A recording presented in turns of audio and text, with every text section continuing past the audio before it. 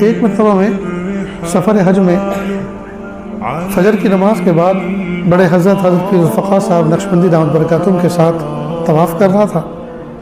طواف کا 7واں چکر جیسے پورا ہوا تو حضرت فوراً مڑ گئے ملتزم کی طرف۔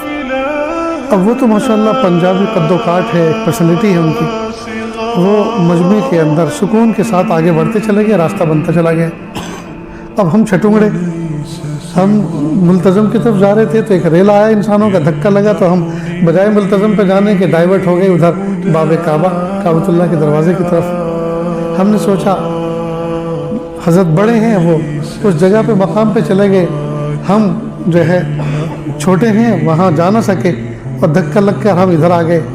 خیر ہم نے سوچا، بچپن کی ایک بات یاد آئی، ہمارے یہاں میوات کی ایک جماعت آئی تھی، ظہر کی نماز کے بعد انہوں نے کتاب کی تعلیم کرنے کے لیے میری طرف کتاب بڑھائی اور کہا آپ پڑھیں۔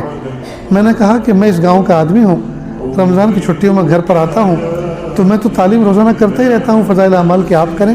کہ نہیں جی آپ مولوی صاحب ہیں آپ کریں۔ تو میں نے کہا اچھا کدھر سے پڑھوں، کون سا مقام ہے جو آپ کا چل رہا ہے مذاکرے میں؟ تو اس میں سے ایک نے کہا پنجابی اس میں میواتی زبان میں، اجی کھانڈ کی روٹی جنگے سے توڑو انگے سے مٹھی، یعنی تو شکر کی روٹی ہے، جہاں سے بھی توڑو میٹھی میٹھی ہے، کہیں سے بھی پڑھ دو۔